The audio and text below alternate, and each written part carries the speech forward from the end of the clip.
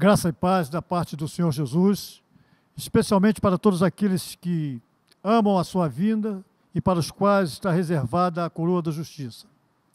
Estamos aqui mais uma vez para trazer um resumo da lição 13 da Escola Bíblica Dominical, cujo título é Perseguido, mas não derrotado, que tem em seu texto áureo, o Salmo de 56, versículo 4, que diz o seguinte: em Deus louvarei a sua palavra, em Deus pus a minha confiança, e não temerei, que me pode fazer a carne. Salmo 56, versículo 4.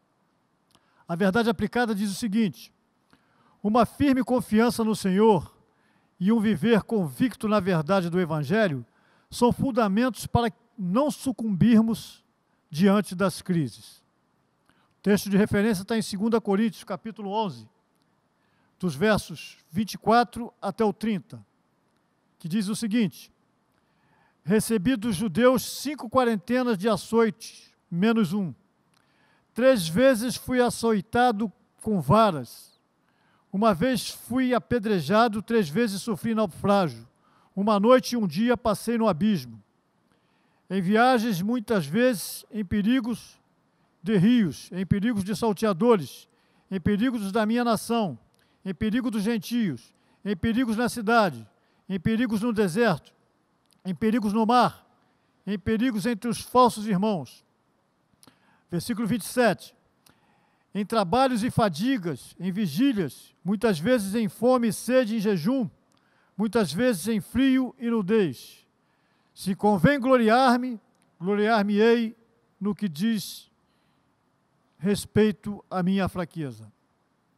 Poderoso Deus e eterno Pai, em o nome de Jesus, estamos aqui mais uma vez, Senhor, para te pedir graça e direção neste ensinamento desta manhã, Senhor meu Deus, no qual completamos aqui a escalada deste trimestre, que tinha como foco falar da vitória, da passagem pela crise com vitória.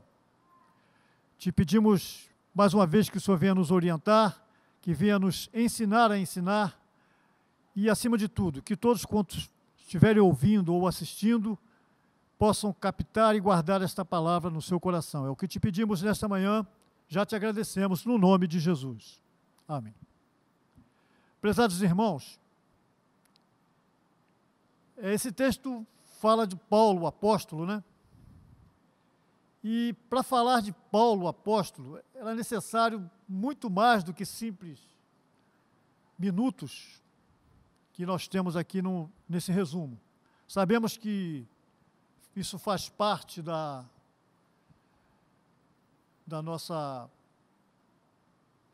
do critério de escolha para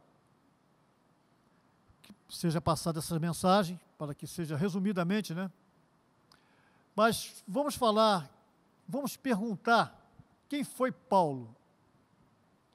Essa pergunta teria várias respostas, mas superlativamente falando, podemos dizer que ele foi o maior dos apóstolos, foi o maior teólogo, foi o maior plantador de igreja.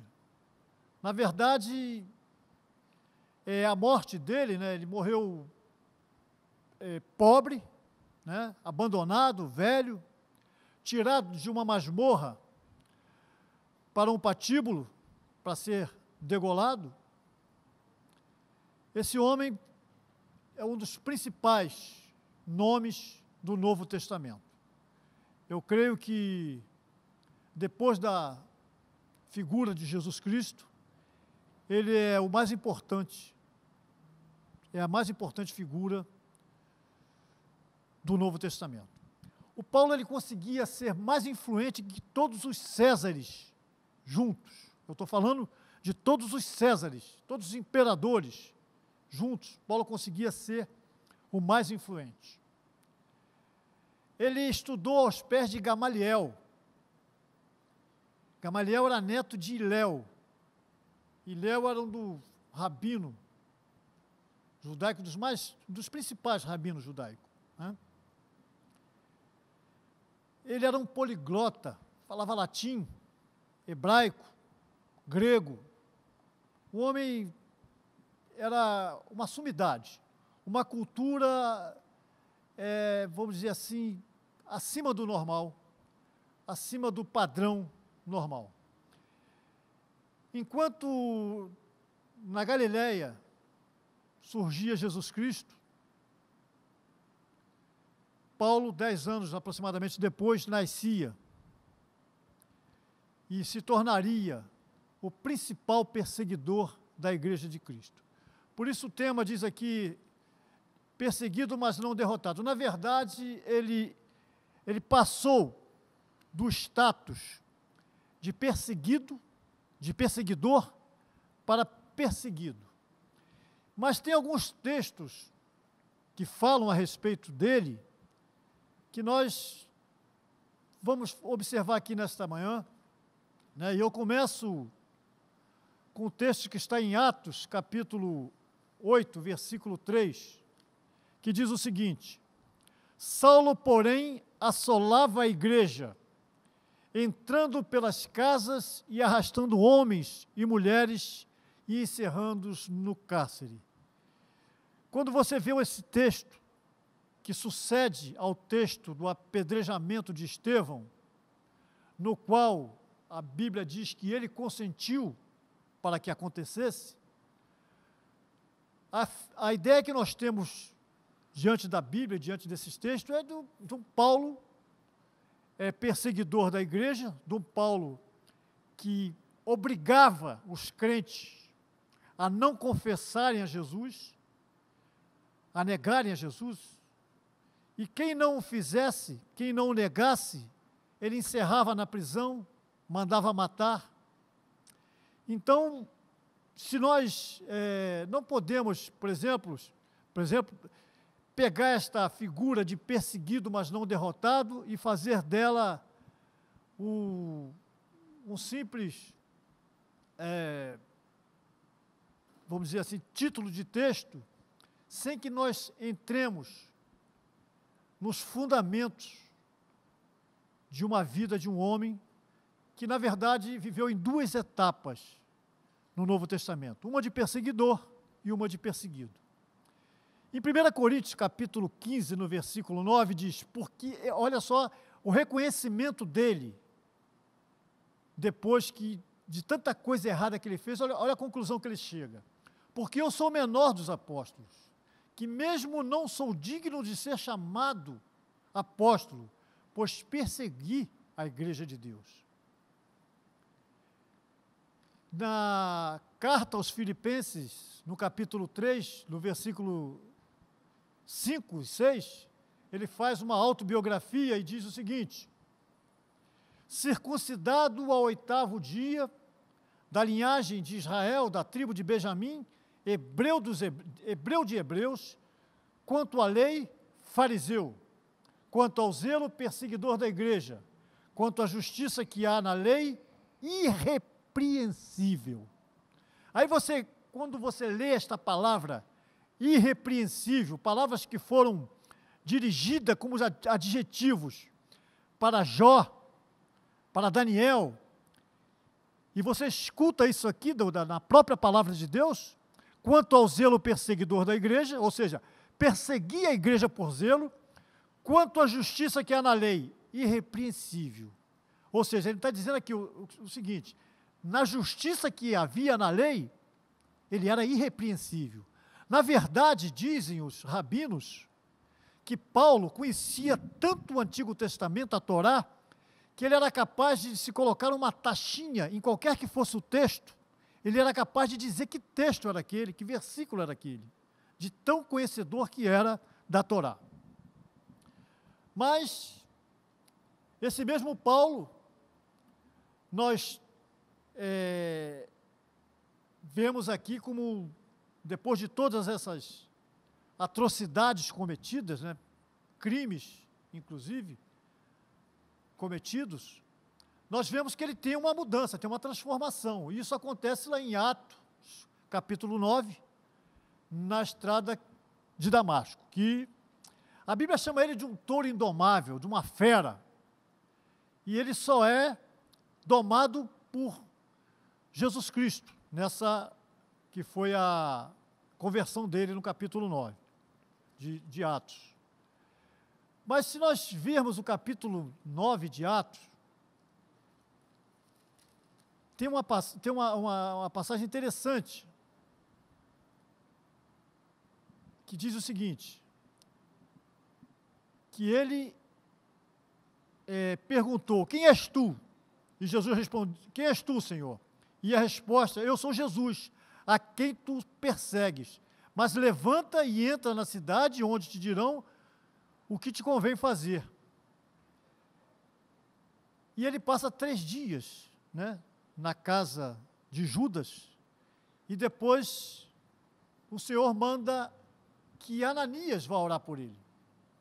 Mas o interessante é que no versículo 20, no versículo 20 desta passagem de Atos 9, diz que depois que ele vai a Damasco, que ele ora, que ele é batizado no Espírito Santo, e que pregava, no versículo 20 diz que ele pregava nas sinagogas a Jesus, afirmando que este é o Filho de Deus. Vocês notem bem o que ele fala no versículo, o que a Bíblia diz no versículo 20.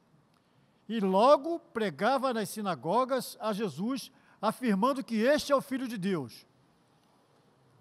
Aí no 21 diz o seguinte, ora, todos quantos ouviam estavam atônitos, e diziam, não é este que exterminava em Jerusalém os que invocavam o nome de Jesus, e para aqui veio precisamente com o fim de os levar amarrados, os principais sacerdotes? Olha só, a Bíblia diz que ele exterminava. Exterminar não é uma coisa qualquer, exterminar é matar. Mas interessante que, se no 20 diz que ele pregava nas sinagogas, afirmando ser Jesus o Filho de Deus, no 22 diz o seguinte, Saulo, porém, mais e mais se fortalecia e confundia os judeus que moravam em Damasco, demonstrando que Jesus é o Cristo. Aqui tem uma diferença gritante, o versículo 20 para o versículo 22. Aqui não diz, a Bíblia não diz precisamente qual é o tempo que transcorre entre o versículo 20 do capítulo 9 de Atos e o versículo 22. Mas quando nós, recorrendo à carta de Paulo aos Gálatas, no capítulo, se não me falha a memória, capítulo 1, no versículo 18, diz que foi 3 anos que ele passou na Arábia. E nesses 3 anos, ele aprendeu direto do Senhor. Então, na verdade, existe uma diferença. Uma coisa é você pregar a Cristo. Uma coisa é você falar sobre Jesus Cristo, dizer que Jesus Cristo é o Filho de Deus. Uma outra coisa é você fazer demonstrações. E esses 3 anos que ele passou na Arábia, conforme está escrito em Gálatas 1,18, foi 3 anos que ele estudou, deve ter estudado todo o Antigo Testamento e recebeu, a Bíblia fala que ele recebeu, ele mesmo diz várias vezes que recebeu diretamente do Senhor. No texto da ceia ele diz o seguinte, que eu recebi do Senhor que também vos ensinei.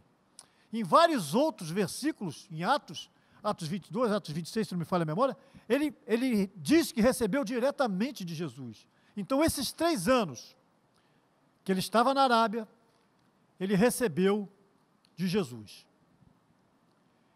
E, vamos lá, ele se levanta como o maior inimigo da igreja. E depois, ele mesmo é o maior perseguido da igreja.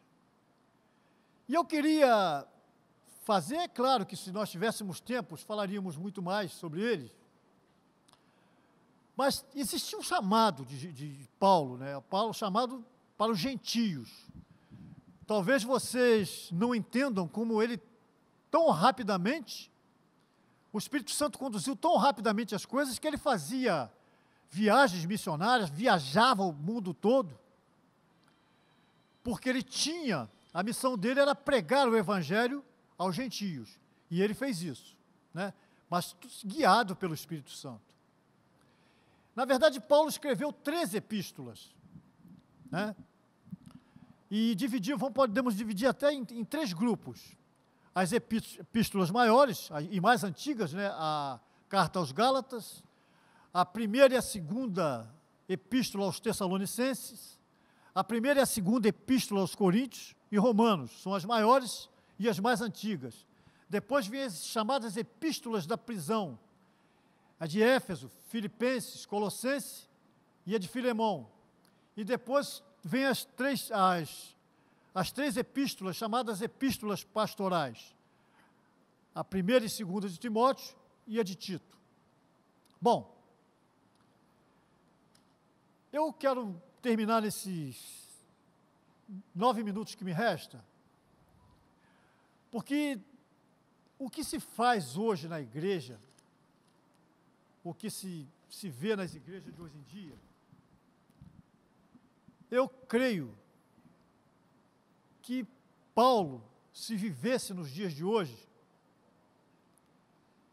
alguns evangelhos, aliás, eu tirei isso de um livro, né, que eu achei interessante.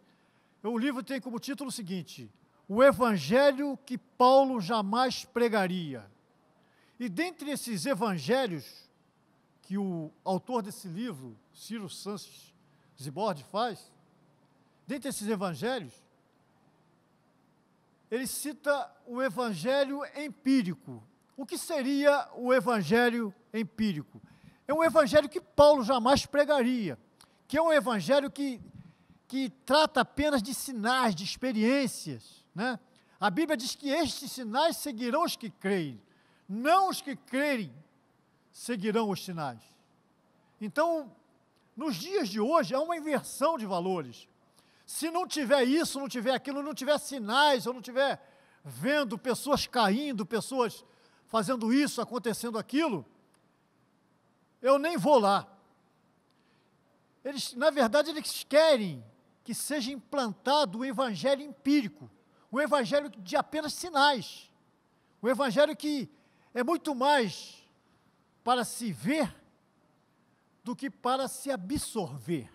Existe uma diferença grande. Ver é uma coisa, absorver é outra.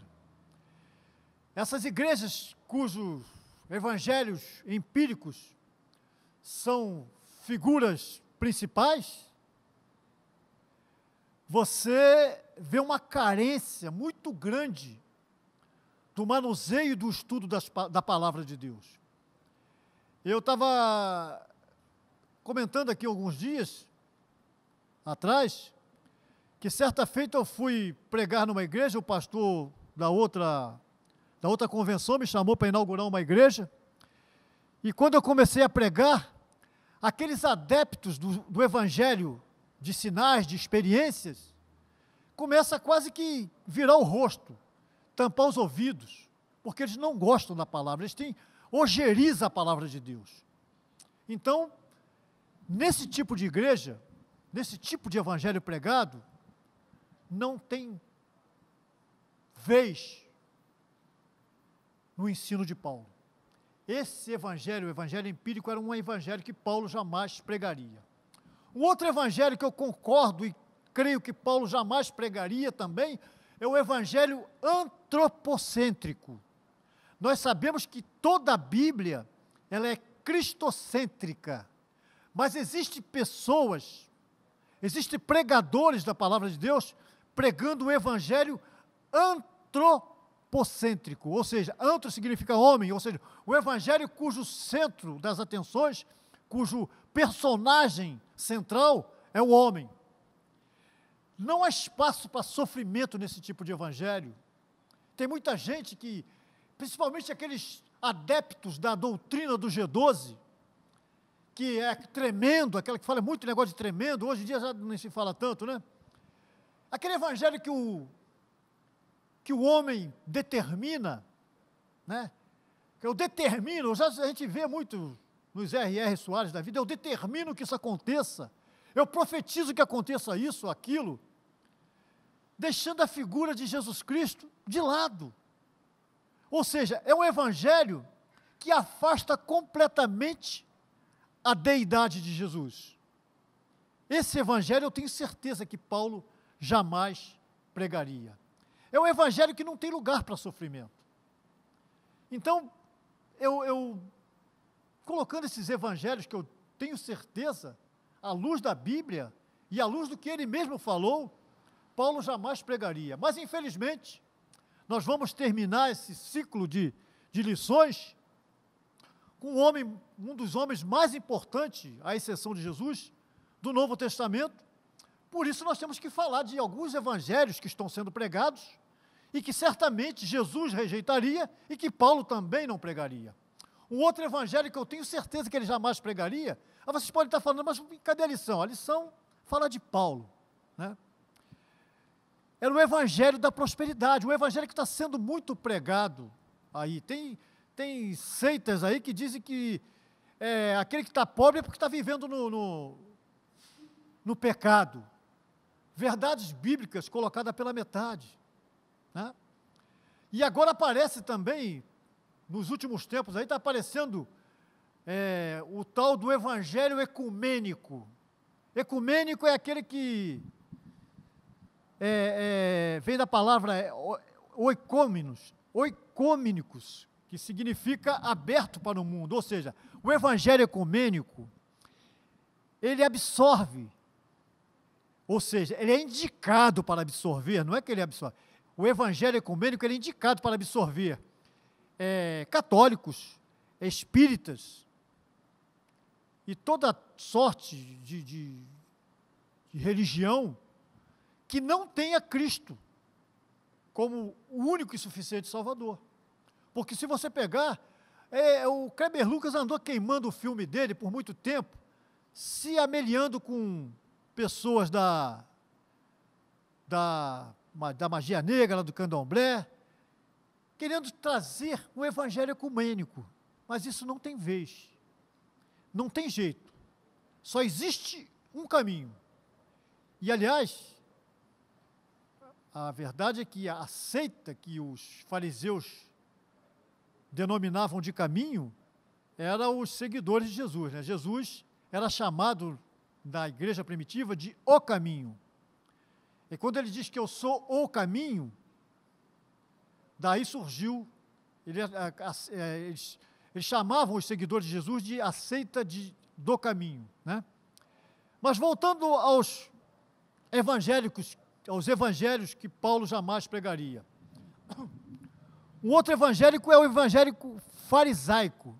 O que é o evangélico farisaico? É o evangelho daquele que fala uma coisa, mas faz outra. Aquele evangelho que coa mosquito e engole camelo. Jesus condena o farisaísmo, as orações dos fariseus. Jesus condena o jejum dos fariseus, a forma como os fariseus faziam jejum. Jesus condena a forma como eles faziam oração. Só não condenou, pasmem, né? Só não condenou a maneira, ou dízimo, né? Em Mateus 23, diz que Jesus faz um alerta sobre vocês tiram o dízimo do endo, do cominho, coisa e tal, mas não absorve os preceitos da lei e da justiça.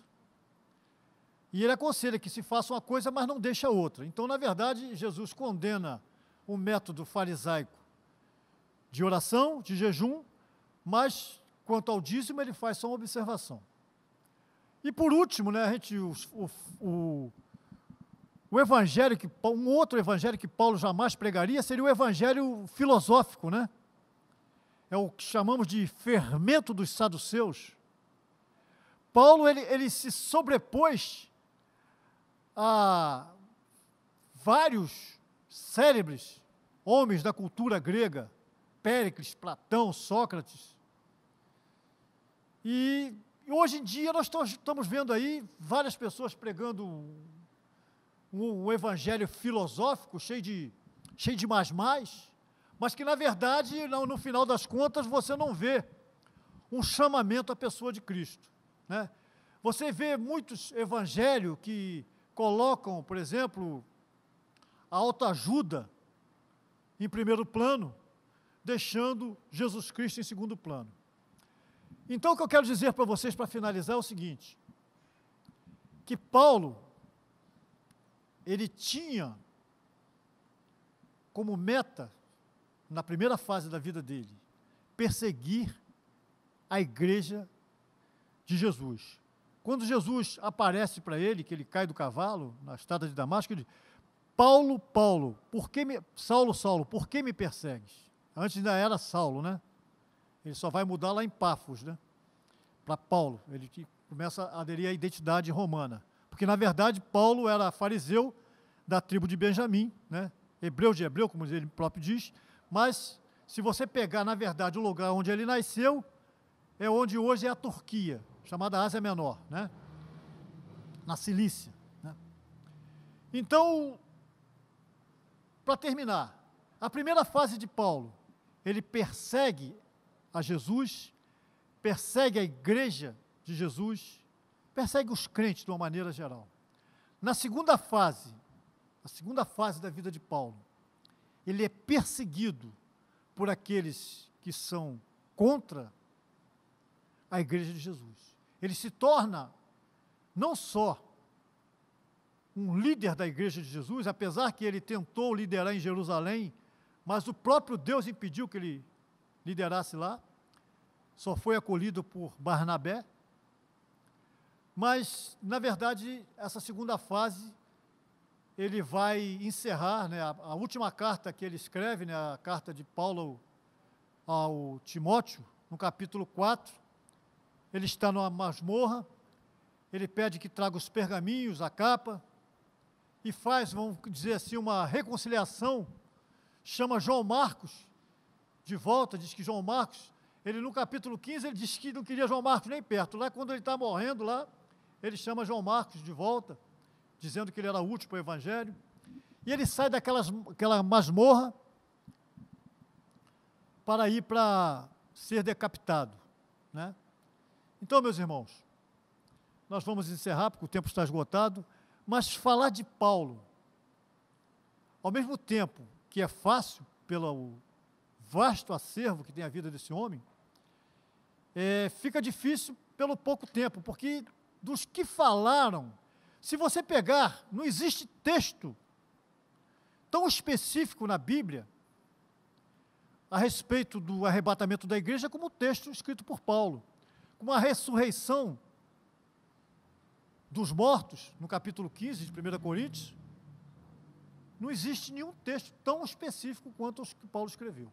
Então, meus irmãos, nós vamos finalizar esse trimestre com um estudo, ainda que vamos dizer assim, reduzido, resumido, deste que foi o maior, ao meu ver, dos apóstolos, apesar de ser considerado,